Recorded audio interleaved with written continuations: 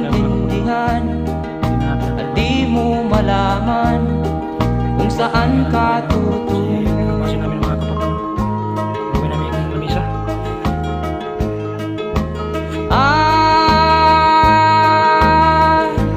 Kung nakamit mo na ang pangarap, di pa rin masiyahan. Ang nais mo'y madagdagan, limot mo na ang iyong pinagmulan.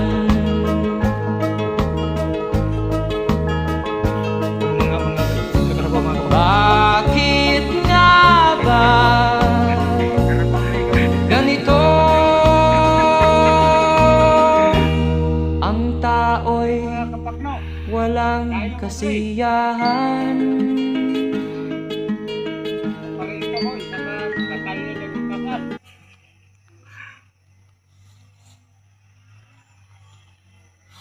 Mga kapakno, itingog na akong sinso mga kapakno.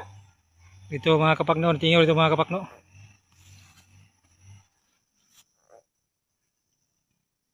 Ako kaya mong manggahan rin mga kapakno.